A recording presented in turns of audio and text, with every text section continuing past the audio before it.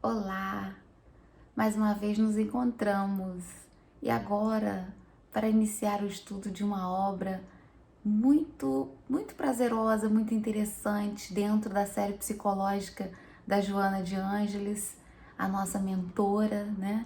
Através da mediunidade do nosso querido Divaldo Pereira Franco, que é esse livro, Desperte e Seja Feliz. O título é absolutamente sugestivo, né? E a proposta é exatamente essa.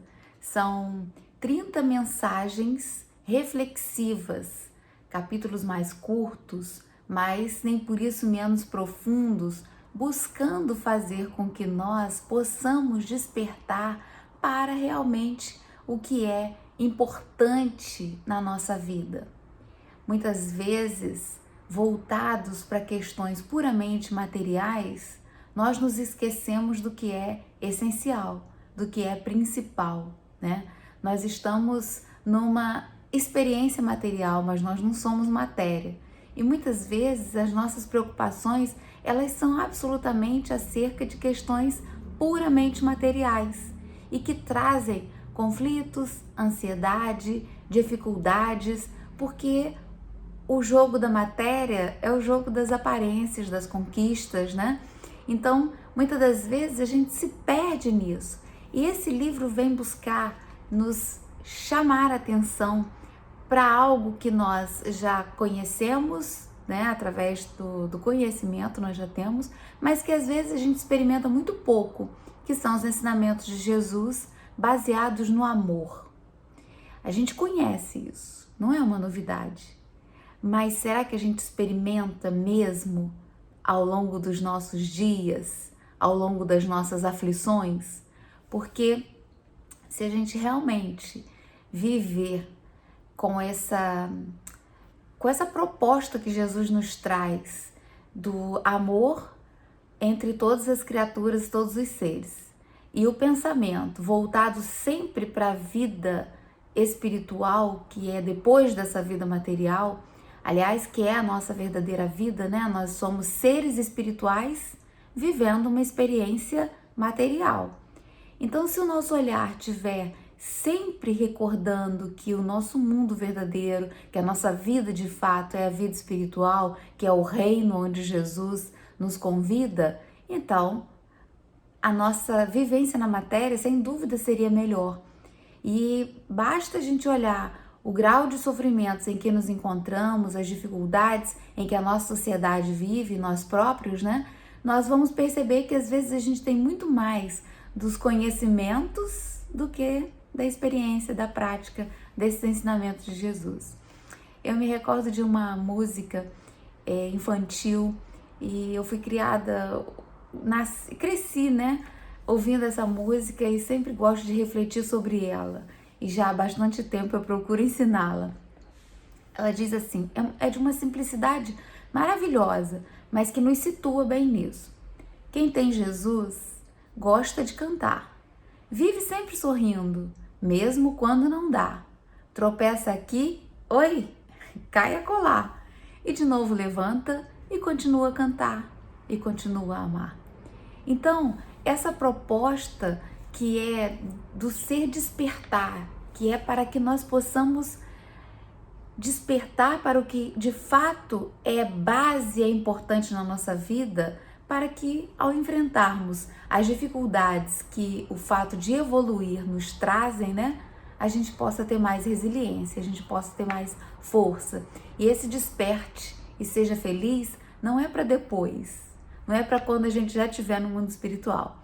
É um convite, é uma proposta para que a gente possa despertar agora, desde já. Então que nós possamos acompanhar essas 30 reflexões, essas 30 mensagens, nos ajudando profundamente para que a gente possa viver essa experiência material da melhor forma possível, com o nosso pensamento voltado sempre para a nossa vida espiritual. Então nós vamos dividir, acompanhar, né, essas lições, nós vamos dividir em 30 episódios, 30 vídeos. Esses primeiros eu vou estar aqui refletindo junto com vocês, mas muito em breve, já no mês de fevereiro. A nossa querida companheira Nara é que vai também partilhar dessa experiência. Então, uma semana eu vou estar refletindo sobre um capítulo, na semana seguinte é a Nara que vai conduzir com as suas reflexões e apontamentos. Então, nós vamos iniciar semanalmente e depois nós vamos prosseguir quinzenalmente, intercalando com a nossa querida companheira Nara. Um grande e satisfatório abraço para todos e vamos juntos embarcarmos nessa viagem reflexiva, buscando trazer cada vez mais para perto de nós essa vivência de felicidade, não de alegria ruidosa, mas de felicidade, que é o que permanece e que certamente é o que nutre e sustenta nossas vidas. E para darmos início a reflexão desse livro, nós vamos falar hoje sobre o Homem Jesus, que é a primeira mensagem desse livro. A personalidade de Jesus, o estudo, a compreensão dessa personalidade, impossível para nós se torna na nossa condição. Nós não temos capacidade para compreender uma personalidade como a de Jesus. Então, tentar enquadrar Jesus no que temos de conhecimento de personalidades seria limitá-lo, seria aprisioná-lo em algo que impossível se torna. E Jung consegue ir um pouco além de Freud nessa questão da personalidade, indo até o inconsciente coletivo, o ânimos, o ânima e o ânimos, né? Que é a porção, o ânima, a porção feminina num homem, e o ânimos, uma porção masculina na mulher, que traz um equilíbrio dessas forças numa personalidade. Como é que faz isso com Jesus, né? Como é que enquadra Jesus dessa forma? Nós não temos condição, nós não temos capacidade de compreender a profundidade da sua personalidade, mas nós podemos senti-lo. Nós podemos, diria, adivinhá-lo pela maneira como ele sempre irradiou para nós. A vinda de Jesus na Terra transcende o lado do ser, o homem Jesus, e sim o ser espiritual Jesus. Quem é Jesus? Esse ser que trabalhou na construção do nosso planeta. Muito antes da gente existir, Jesus já estava aqui iniciando esse processo de aglutinação de matéria. Por isso ele é co-criador do nosso planeta. Então, na nossa condição muito difícil a gente compreender ou tentar ou buscar compreender a personalidade de Jesus, mas a gente pode adivinhá-lo pelas suas manifestações. Emmanuel descreve um pouco do encontro com Jesus lindamente no livro Há 2000 anos, quando ele, um senador romano, orgulhoso e tendo ali todas as suas questões absolutamente do poder temporal, né? Quando ele vai buscar Jesus para pedir a cura da sua filha, né? Que tem o seu problema, a lepra, avançando rápido, e ele, a pedido da sua esposa, vai em busca de Jesus, não por vontade própria. Então ele narra a presença de Jesus chegando até ele, um ser que não estava ali crédulo, não estava já rendido, né, a essa irradiação magnética amorosa de Jesus. E ele narra dizendo que esse ser que ia se aproximando, que trazia uma irradiação tão forte, um olhar puramente penetrante, um sorriso leve no rosto e uma presença que inundava tudo à volta, e que ele ficou absolutamente estático, não conseguia raciocinar, não conseguia falar no decurso, né, desse encontro, ele queria falar, ele queria argumentar e não conseguia argumentar com Jesus. Por quê? Jesus irradia o amor na sua melhor acepção e que nós não conhecemos ainda. A gente ainda está rastejando para conseguir compreender que amor é esse. E a personalidade de Jesus, ela transcende. E a gente pode buscar na forma da brandura como ele se expressava para as pessoas, um equilíbrio. Jesus nunca foi conivente com nada que encontrou naquela estrutura social engessada, mais ainda endurecida, voltada para as questões puramente materiais, inclusive os sacerdotes do templo, né, de Jerusalém, e os sacerdotes que deveriam expressar a presença de Deus, né, o caminho para chegarmos com segurança a Deus, nosso Pai. Jesus teve um embate o tempo inteiro com essas pessoas que deveriam representar, mas que estavam ainda completamente encarcerados às questões materiais, porque suas personalidades representavam o que a época trazia, né? A condição que a época trazia. E, em linhas gerais, se assemelha um pouco ainda a nós, quando buscamos muito mais a forma do que o fundo, as aparências do que a realidade espiritual, por exemplo, né? Então Jesus sempre teve um embate carinhoso, porque quando discordava com energia, mas era de um jeito amoroso, porque queria a corrigenda e não a reprimenda, né? Então, a gente procurar limitar Jesus no conhecimento que temos faz com que nos afastemos da sua essência, faz com que saibamos sobre Jesus, mas não conseguimos chegar até ele, penetrá-lo, porque ficamos muito, muito distantes, ficamos no raso. Quando Jesus disse, eu sou o caminho, que no Sermão da Montanha abriu os braços, estendendo para toda a humanidade, vinde a mim, todos vós que estáis cansados e sobrecarregados. Se essas palavras penetrarem o nosso coração, a nossa mente, os nossos sofrimentos se tornam muito diferentes de serem enfrentados. As dificuldades em que atravessamos vão para o lugar que realmente tem, de uma importância de crescimento, de uma importância de evolução, mas não é a nossa vida.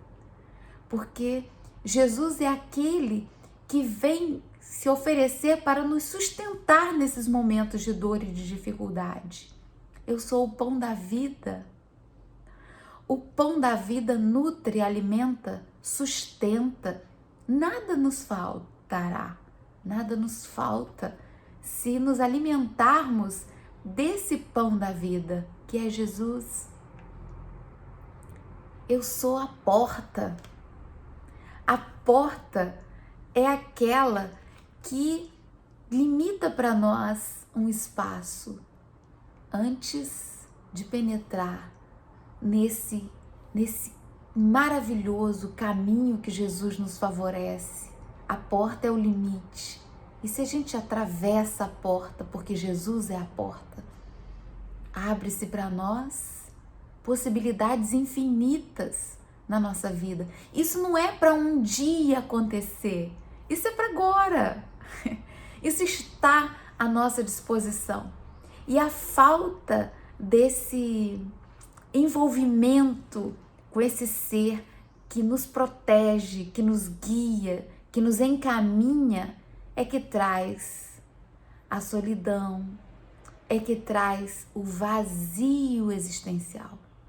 Aquele vazio de não sei para quê, por quê, não sei para onde vou, nada me preenche, nada me satisfaz. Claro, às vezes buscamos em questões da vida material, e na vida material nada irá nos satisfazer. Todas as conquistas materiais têm o gosto do e agora, o que vem depois. Jesus não. Jesus é esse preenchimento que nos falta muitas das vezes. E quando nós estamos preenchidos pela presença de Jesus, nada nos abala, nada nos falta, porque a gente tem coragem, a gente tem bom ânimo para enfrentar o que for, o que tivermos de enfrentar, com confiança, porque Ele é a luz do mundo. Ele é o caminho que nos leva a Deus nosso Pai. Jesus não é o fim, Ele é o meio, Ele é o caminho que nos leva ao nosso Pai Criador. Esse sim, esse é o início e o fim, ou o início do que não tem fim, que é o nosso Pai Criador. Então Jesus representa para nós aquele que nos leva até o Pai. O tempo inteiro Jesus vem nos convidar para estarmos juntos do Pai, numa expressão de amor por todas as criaturas, por tudo. Então, se nós buscarmos, meus irmãos, penetrar na personalidade de Jesus, sem o limitar aos conhecimentos parcos que trazemos, que possuímos na nossa ainda fragmentária evolução, sem limitar, mas buscar essa personificação desse ser de luz que nos protege, nos guia, a nossa vida, sem dúvida, já começa a ser muito feliz, porque não tem espaço para o si, para o talvez. Jesus preenche todo esse espaço. Ele nos traz ensinamentos seguros do bem conduzir, porque expressava saber dizer o sim e o não com total equilíbrio das forças, saber chamar a atenção e corrigir com equilíbrio, e é o que precisamos aprender. Então o homem Jesus é aquele ser de uma grandeza espiritual única que pisou aqui na terra. Por isso se tornou homem, que convergiu para todos nós, para esse mundo material, uma irradiação magnética do puro amor do nosso Pai, conseguindo condensar essa matéria aqui para nós, o que é um marco para a nossa vida. O homem Jesus representa e significa o que podemos de melhor conseguir nesse caminho da evolução, porque não está limitado à matéria. É quem está na matéria temporariamente, sabendo que é temporariamente, mas com a cabeça, com o pensamento totalmente voltados para o que de fato importa na nossa vida, que são as ligações amorosas que vamos construindo com as pessoas que estão à nossa volta. É isso que fica, é isso que nós vamos levar, e não o que podemos aprisionar na matéria, né? O que nós vamos levar para o mundo que Jesus nos convida. É tudo aquilo que não está preso à matéria. É tudo aquilo que transcende a matéria. São as nossas relações, boas ou ruins. Isso nós vamos levar.